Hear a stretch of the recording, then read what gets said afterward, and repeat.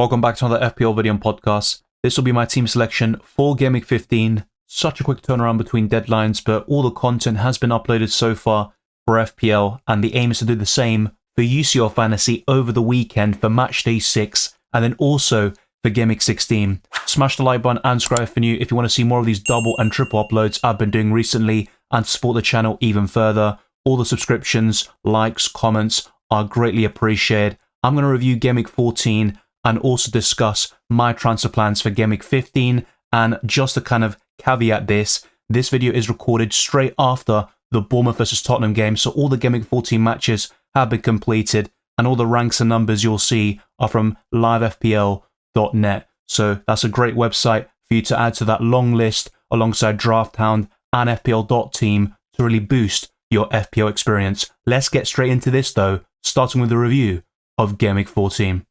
I'm starting to get some goalkeeper returns in the last couple of game weeks. David Raya kept 2 clean sheets in the last 3 matches, and Arsenal have turned the corner since the international break, winning 4 consecutive games, including 3 in the Premier League, and a 2-0 victory over Man United wasn't pretty, but Arsenal created 5 big chances, mainly from set pieces, and they got the job done. Raya made 1 terrific save to deny De Ligt, and United honestly didn't really offer much offensively. They win with a clear game plan to get the draw, and in the first half they certainly frustrated Arsenal, and the only frustration I got from that game is that Gabriel missed out due to injury.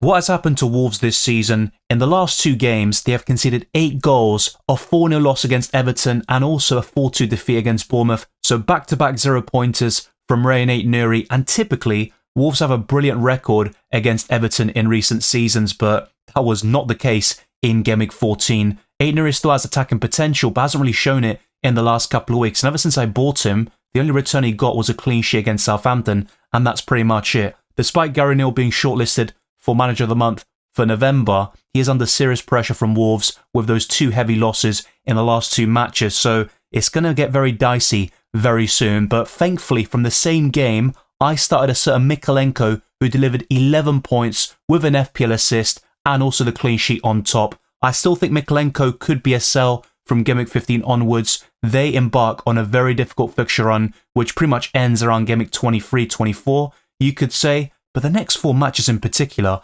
are just bleak, facing Liverpool, Manchester City, Chelsea, and Arsenal back-to-back. That is going to be very tough to get through, but Mykolenko is a cheap defender at 4.3 million, and he has been quite impressive for me in the last couple of weeks. The only frustration I've had with him is the fact that I benched him when Everton kept the clean sheet against Brentford, and in the same match I also benched Van den Berg. But apart from that, Mykolenko getting the clean sheet against Ipswich Town and West Ham, I enjoyed his points in those matches, and I very much doubt he's going to better this 11-pointer at any point throughout the season. But my third and final defender was a certain Van den Berg, because Veltman, who I bought in Game Week 13, missed out once again due to injury in Brighton's 3-1 loss against Fulham, and Gabriel missed that clean sheet against Man United and maybe a goal or 2, because Arsenal had 13 corners in that match, and I think Gabriel could have scored a hat-trick the way it was going, with Rice delivering some amazing set pieces and Saka with some pretty good deliveries as well, although I'm always expecting a lot more from him. With Van den Berg though, the only thing I'm expecting is blank after blank. One of the biggest mistakes I made this season was selling Salah on the Game Week 6 wildcard, but I rectified that error a few weeks afterwards, and I've been captaining him every single week. Well, in Game Week 14, it might have been a different story. He got a brace and an assist against Newcastle in a thrilling 3-3 draw, and Salah almost single-handedly carried Liverpool to a win at St James's Park. He is a man on a mission with double-digit haul after double-digit haul, and when is he going to stop? Maybe after Christmas. That is the hope for City, Chelsea, and Arsenal fans at this moment in time. There's no denying that right now he is a firm contender for the Ballon d'Or and easily for the Premier League Player of the Season, but it is a long campaign. There will be some bumps along the road, even for Liverpool, but they're still going so strong, and I have to say, I'm very impressed by them this season. Another 18-pointer. Well, I say another 18-pointer. The first 18-pointer Salah's achieved this season, and his biggest return of the campaign. Can he reach 20 plus? I definitely think so, especially if Liverpool get a double game week later this season. My second midfielder though was a certain Semenyo, who was a bit frustrating against Tottenham. Bournemouth created 5 big chances in that game, but only won by a 1-0 scoreline, and Semenyo put in a brilliant cross for Tavernier, who scuffed it in front of goal, so that was a big shame. But I do like Semenyo still, and I think if he can build upon that performance against Tottenham, he can actually work wonders against Ipswich Town in Gameweek 15. But Evanilson is my favourite Bournemouth asset, and Kirkes would also make up the top 3, and Semenyo has been quite inconsistent since I bought him on the Gameweek 6 wildcard. My third choice though is Saka, who I bought in for a -4 hit this week, and the timing was completely off because guess what? Despite selling Bruno Fernandes, I also sold a certain Isak, who got a goal and an assist, but you can't always get it right in FPL, and in my case, you can never get it right. But it is what it is, and Saka is still a brilliant option long term. I don't think the same can be said for Mbeumo though. He has been fantastic this season, but it has derailed in the last couple of weeks. I think he was decent against Aston Villa, but Brentford lost 3-1, and Mbeumo has really struggled to get those goals and assists in FPL in the last couple of weeks. But Newcastle at home might be a fixture to keep him for. Afterwards, the fixtures just look really poor for the next couple of weeks until February essentially. So I think Brentford assets are definitely sellable at this stage. And if you've got the money to go to Saka, Palmer or Salah, I definitely encourage you to do so. But even at a similar price, Jeroboam played very well against Leicester and was very unfortunate not to deliver something. You've got Kudus, Rashford, who didn't start against Arsenal, but he has been scoring a few goals under Ruben Amorim. There are plenty of options. Semenyo, you've got Matoma, Morgan Rogers, Buonanotte, and many more I've covered on this channel. And Mbeumo is definitely on the chopping block for me, but maybe not in Gameweek 15. The final midfielder was Cole Palmer, who wasn't that brilliant against Southampton, who went down to 10 men in the first half, and Palmer scored the 4th goal to kill things off, and Chelsea are running riot. They are second in the Premier League table, and if they beat Tottenham Hotspur, I think Chelsea will easily enter the Tartares conversation and claw some points on Liverpool. I definitely think so with their upcoming fixtures until the 25th of January when they face Manchester City away from home. Before that, the toughest game on paper is Tottenham, and they beat them 4-1 last season.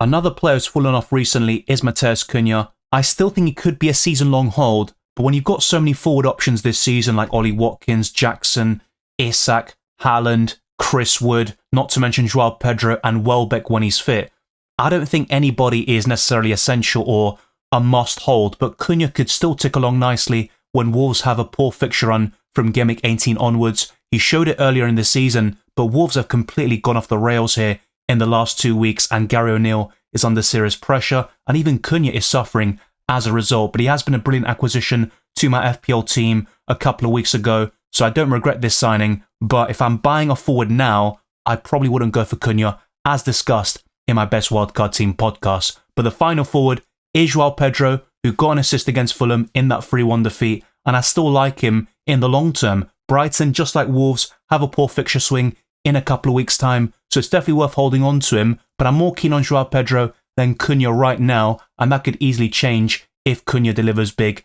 against West Ham, of course, but Cunha is also more expensive than his compatriot Joao Pedro, and they're both good options, generally speaking, and up until this point of the season, you'd probably give the edge to the Wolves talisman. Ultimately, though, my forward line isn't terrible, but I did sell Isak, as mentioned earlier, and that burned big time in Gameweek 14.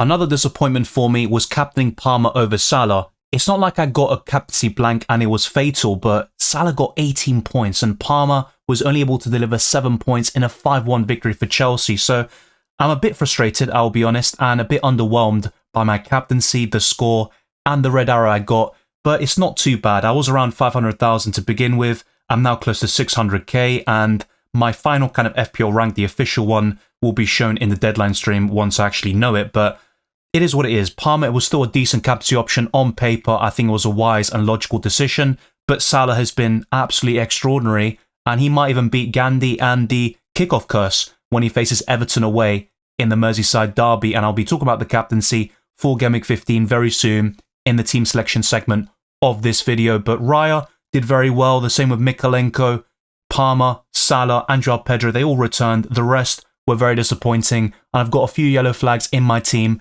mainly in my defensive line, and it's probably about time I bolster this position once again. Vandenberg faces Newcastle, Mikalenko against Liverpool, and I've got those two injury doubts in Veltman and Gabriel. So it's not looking too good in that position, and not for the first time this season, but I'm still very tempted to make a transfer in the midfield or forward line. As I've highlighted in the last couple of weeks, I think the best 4 goalkeepers in FPL include Raya, Verbruggen, Sanchez and Onana. If you're kind of making a definitive list and ranking them in order, it's very difficult and I think it changes week on week, but you'd arguably put either Raya or Sanchez in first place, the 2 Spaniards battling out the top spot, and both Arsenal and Chelsea are having identical seasons in the Premier League so far, but Chelsea have leapfrogged them after that massive win against Southampton. But I still think Arsenal will go strong in the next couple of weeks, but Fulham away is a banana skin fixture. They have moved up to 6th in the Premier League table and they were unbeaten against the Gunners last season.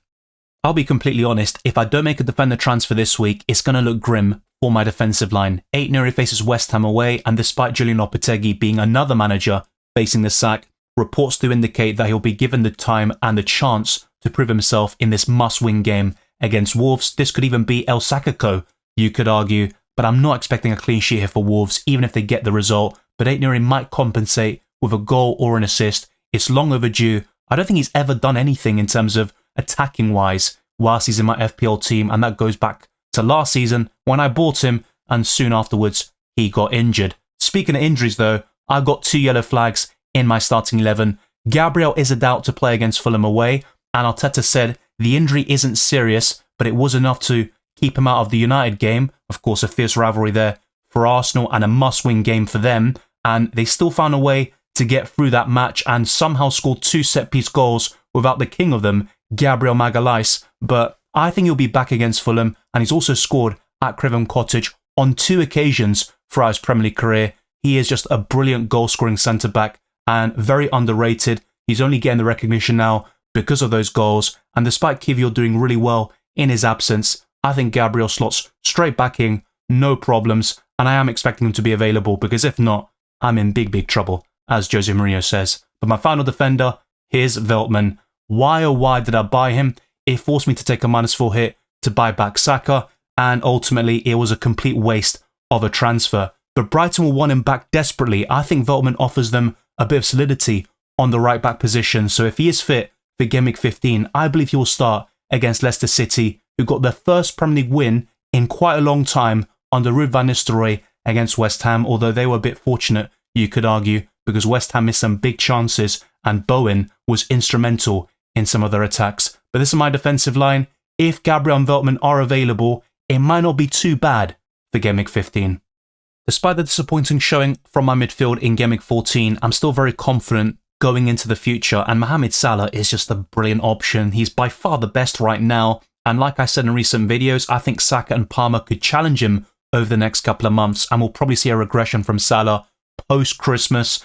Maybe I'm being superstitious or looking too much into recent history, but he has fallen off in the running in the last 2 Premier League seasons. I still think he'll be strong, but not to the same level as we're seeing right now. This is peak Mohamed Salah. Enjoy it, because he is probably the best FPL asset of all time. And let me know what you think down in the comment section below. Who will win, Gandhi and the early kickoff curse, or Mohamed Salah and Liverpool? At the moment, it's very difficult to bet against Mohamed Salah, and Liverpool are top of the Premier League for a reason, and they're also going strong in other competitions. My second midfielder would be Semenyo, and I'm really backing him to do well against Ipswich Town. I was very impressed by his performance against Tottenham, and despite Bournemouth being very shaky in front of goal, I think they could score 2 or 3 goals against Ipswich Town, and this could be a high-scoring game. I think we all expected that against Tottenham, and we didn't quite get that sort of match in terms of the scoreline, but Bournemouth created the big chances, and they're a good football team this season. Iraola is doing a great job there, and Semenyo is one of their best assets, although Evanilson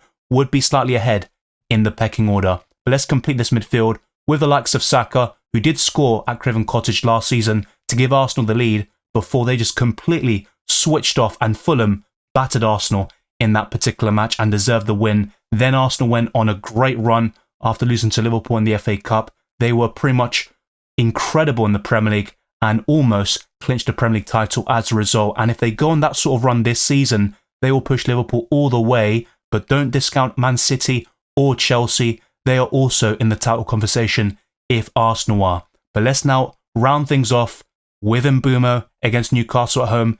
There is still a chance I sell him in Gameweek 15, but the current plan is to keep him. Brentford have been very strong in home matches, and Mbeumo has only blanked once at that stadium this season, and I am backing him to do something at some stage, and I think it will happen within the next 2 game weeks, and I think Newcastle at home will probably be it. So maybe I'm putting myself on the line here, and I could be wrong about this, but I think Mbeumo will return against the Toon, and hopefully it's a high-scoring game, especially if I undo my mistake and bring back a certain Isak. But the final midfielder is Cole Palmer. Despite the fixture looking tough on paper, if you look at the fixture difficulty rating, Tottenham will always be rated quite difficult, but I still think the attackers will always be licking their lips against that Tottenham defence that has no Vicario in goal. Van de Ven and Romero remain doubtful, and Davis came off with an injury against Bournemouth as well. So that could be very problematic there for Tottenham Hotspur. And Palmer has scored at that stadium before, shushing the crowd and all that from a penalty. Can he do it again? He almost certainly can. And in a week where he did disappoint slightly with the captaincy, don't be surprised if he goes big against a tougher opponent. I've got 3 budget to mid-price forwards to choose from, but I'm going to keep Matheus Cunha in the starting 11. He's facing a West Ham side that shipped 3 to Leicester and 5 to Arsenal, despite the 2 clean sheets before that against Newcastle and Everton. And Wolves are very up and down, but they showed what they can do against Fulham in a 4-1 win where Cunha got a brace and an assist. So he's got that high ceiling, the bonus points potential, and some decent underlying stats, especially in terms of creativity for a forward. So I do like Cunha. He's a very good player and a bit underrated in the Premier League, and I'm backing him to lead Wolves to something. If they are indeed to put in a performance, Cunha will be instrumental. Strand Larsen is another decent budget forward, but when I had the choice to go for either Cunha or Strand Larsen, I went for Cunha all day long, and I'm very thankful for that. It's one of the decisions I've gotten right so far this season. But the final forward is going to be Joao Pedro against Leicester. I still think he can go big in this game and could be a captaincy contender, despite Brighton looking very shaky against Fulham and being leapfrogged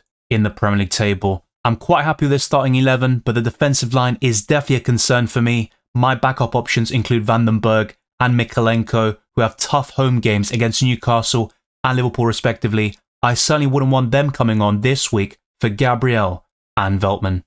My squad depth offensively still looks pretty decent. I've got Chris Wood on the bench facing Man United away, and he could certainly do something at Old Trafford. He has scored there in the past during his time at Burnley, so maybe starting him over Mbeumo or even Cunha is definitely a shout, but I wouldn't be looking to bench Joao Pedro, Semenyo, and of course the big 3 of Saka, Palmer and Salah are just never supposed to be in these kind of benching dilemmas, so never ever, if you can, put those sort of questions in the live chat, please. Thank you very much. In terms of the captaincy, I'm looking to go for Salah right now, despite the early kickoff curse, and also the derby against Everton, who just won 4-0, and Saka is the vice, but I have to say, I'm very tempted to put Joao Pedro as my vice-captain, and he could even be the outstanding choice within my 15-man squad.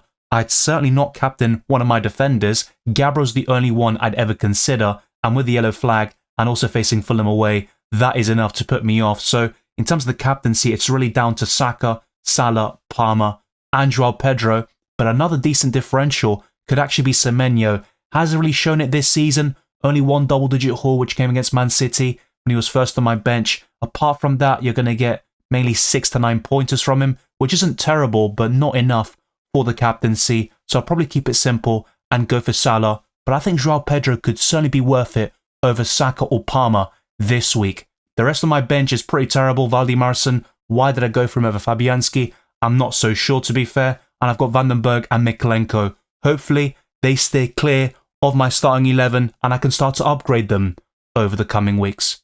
If you haven't already, check out the link in the description below for Drafthound. It's a great resource I've been using for over a year, and many of you have signed up using my link and talked about how great this website is. And my personal favourite tool is the player rankings, which I showed you in the best wildcard team video. But I want to show you what they suggest for my transfers, because I think they might have some very good ideas to how to optimize my FPL team and really bolster my defensive line. Their top suggestion is 8 Nuri to Trent. I've got enough money to make that happen, and I can also sell Chris Wood to Isak, which I'll show you very soon using FPL Team, which is a great website to visualize future game weeks. They also recommend Semenyo to Matoma or Veltman to Pedro Porro, and they've got even more suggestions, which goes all the way down to suggestion 10, but they also say Mbeumo to Bruno Fernandes, and that's one of the things I discussed recently in my team selection videos, because I sold Fernandes for Saka, and I could have actually sold Mbeumo instead, and I think that was probably the right decision. But what I'm going to try to do now is, with the extra money, try to make something out of it and make an improvement elsewhere. But I have to say, there is definitely a temptation to go back to Isak or Nicholas Jackson in the forward line for Chris Wood, who has terrible fixtures until Game Week 20 essentially. Nottingham Forest are bottom of the FDR until Game Week 18. But it's not all about fixtures, and let's see what they suggest for my starting 11 and the captaincy. So they put Gabriel and Veltman in the starting 11, which is what I've done as well. Hopefully Veltman is back, and Brighton fans will be hoping for the same. And they recommend Semenyo, Aït-Nouri, and Van den Berg on the bench. That is very interesting. I think over the next couple of days, they'll update this algorithm before the deadline and have Mykolenko on the bench, and they'll probably find a way to put Semenyo in there. But they update these predicted lineups, predicted points, and all of that very regularly. So check out Drafthound. It's a great resource, and I do think Aït-Nouri to Trent is a great suggestion. I'm not going to lie, I didn't even consider it, but with Wolves' fixtures turning for the worse very soon and their horrible form, I think Trent could be a massive punt for me. I say punt, I mean he is one of the best right backs in the country, playing in one of the best teams in Europe, but I think that is a great transfer, not just for Game Week 15, but also in the long term.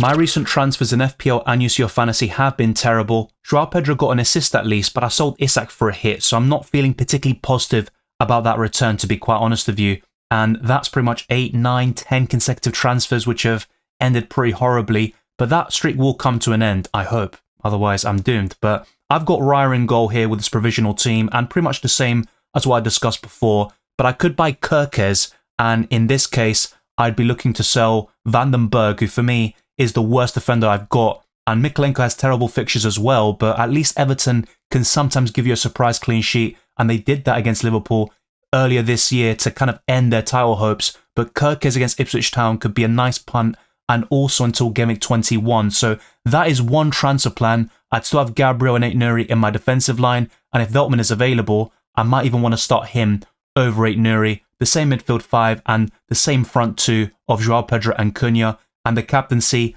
like I said before, I might be tempted to vice-captain João Pedro. That's something I was considering before Game Week 14 even started. And that's the beauty of this website. Can a website be beautiful? But you can plan weeks in advance and sometimes even months. Of course, circumstances change, suspensions, injuries, fixtures and form. But I think it's very important to have a clear idea of your future transfers. And sometimes you'll change it, but at least you can get some contingency plans just in case. Another transfer plan I could do is to buy Isak again. Very shameless, I know, and it would be Chris Wood making way, and it leaves me with 0.1 million in the bank, but I've still got a very poor defensive line, especially with those 2 yellow flags. I think Gabriel will play, but I'm not so sure about Veltman, and once we see some updates about him, I'll be covering it in the deadline stream amongst all the news you need for Game Week 15 and beyond. And the final transfer plan is maybe to take a massive punt in the midfield and buy De Bruyne for Bryan Mbeumo. That is just one possibility, and it could even be a budget midfielder like Brennan Johnson, Mitoma. I could even go for Rodgers again, and that leaves me with plenty of money to upgrade other areas and buy Jackson or Isak in the future, and perhaps a Liverpool defender like Gomez, Van Dijk, or ideally Trent Alexander-Arnold. So I think the best course of action for my team might be to roll, but it all depends on the press conferences on the Friday and any news we get before the deadline on the Saturday, because my defense is terrible. I say this week after week, and I haven't really made enough defender transfers to really sort this out. I bought Aït-Nouri a couple of weeks ago when he faced Southampton. He got me 1 clean sheet, and that's about it. And I bought Veltman in Game Week 13, and that was a disaster. And I've still got these 2 budget defenders in Mykolenko and Van den Berg, who are just looking terrible for the next couple of weeks. But at least Mykolenko has gotten some returns in the last couple of matches, which I'm very thankful for, especially at that price tag. Thank you very much for watching this video and listening to this podcast. If you enjoyed it or found it useful, then be sure to smash the like button and subscribe if you're new. I promise to get this to 200 likes and to keep on pushing towards 31,000 subscribers and beyond. Follow me on Twitter and Instagram, DylanRCM, and check all the links in the description below for my Patreon and the championships for early access to my videos, amongst many other perks, the Discord server, FPL League Drafthound, as well as Spotify. Leave a 5-star review on my podcast. It goes a long way to support my channel. I wish you all the best of luck for Game Week 15 and the rest of the season, and I'll see you next time.